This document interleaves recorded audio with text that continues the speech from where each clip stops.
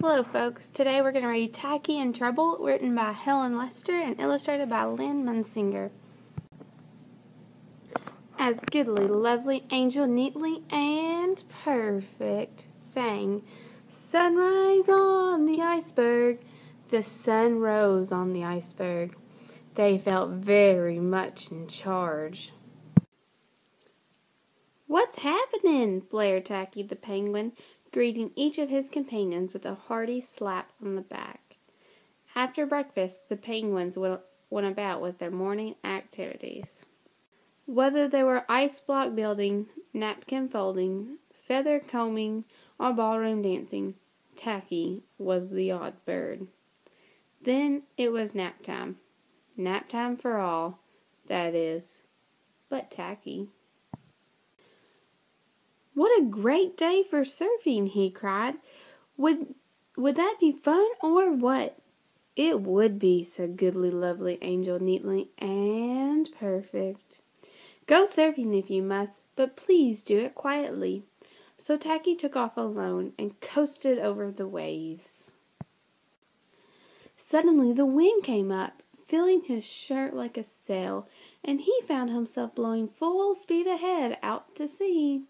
He loved the spray on his beak and the thrill of the ride. On he sailed, and on through sunny days and starlit nights. By the time he had finally reached land, he was standing on his tippy webs on an ice cube. With his little heart beating in excitement, Tacky waddled ashore, ready for an adventure. After being greeted by the strangest penguins he'd ever seen, he came upon a large gray rock. How nice! He had lots of rocks at his home. Funny, thought Penguin, this rock is warm. The rocks he knew were cold, and it's a little squishy. The rocks he knew were hard and sort of hairy. Hairy? He couldn't remember any hairy rocks back on the iceberg.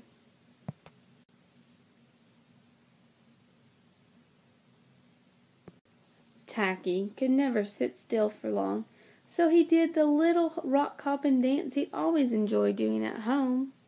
"I don't need shoes and I don't need socks, just my mellow yellow feet for hopping on the rocks. Hey!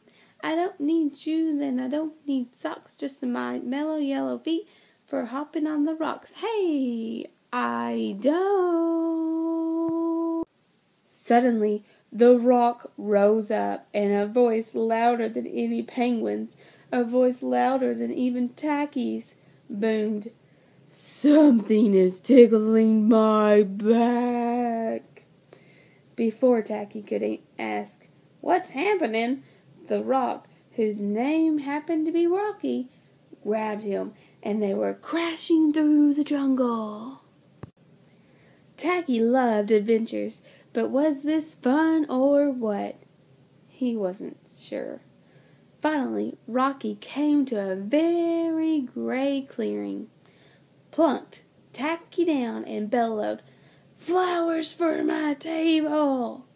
While Tacky was puzzled, Rocky was overjoyed, for she had taken one look at Tacky's shirt, and was convinced she had brought home the most beautiful bunch of flowers in the world. "Yes, indeedy, just what I needed to brighten up this very dreadful old place. Let's see, I'll need a wide vase. It's a gorgeous bunch of flowers, but pretty thick around the stem area."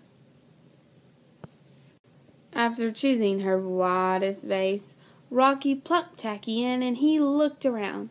The table was set for dinner, with ketchup, lemon pie, and grape punch, and gravy, and mustard, and marmalade, and peanut butter, and lots of other good things.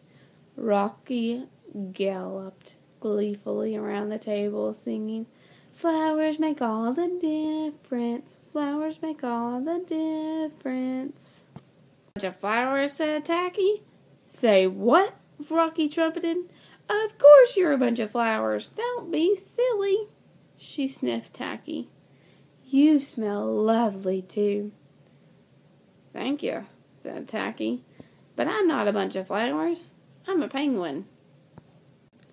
Rocky eyed Tacky suspiciously. What's a penguin? Some sort of weird plant? No, offered Tacky. It's a kind of bird. A bird, snorted Rocky. What a hoot. You're not like any bird I've ever seen. Tacky felt his neck feathers prickled uncomfortably.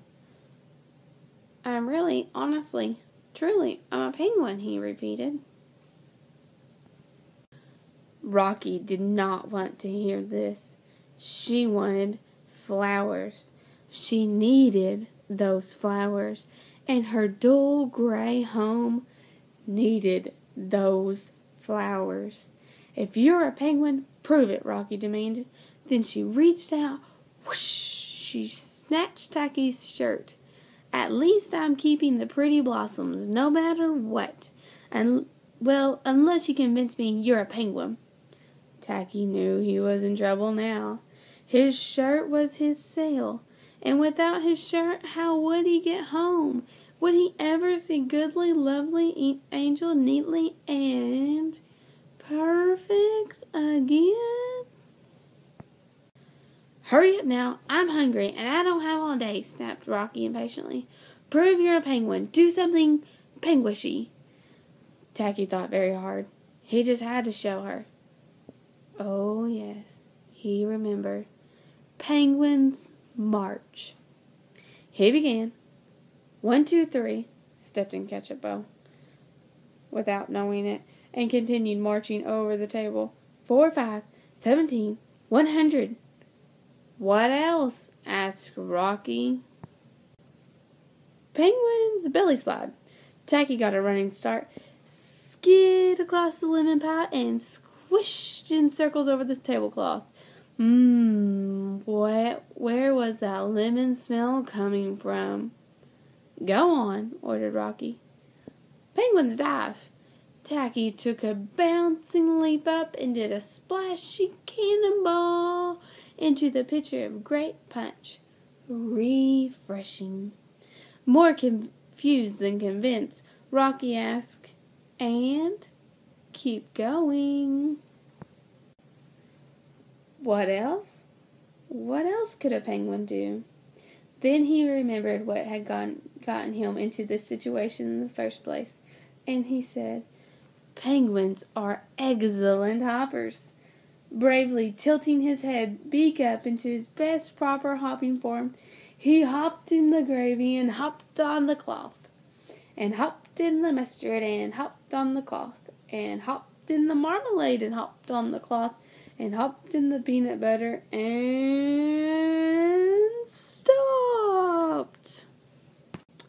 Then he waddled stickily over to Rocky. See, he shrugged. Hopefully, I'm a penguin. Rocky looked at her red, yellow, purple, brown, gold, orange, and tan tablecloth and bellowed, What have you done with my tablecloth? Tacky froze.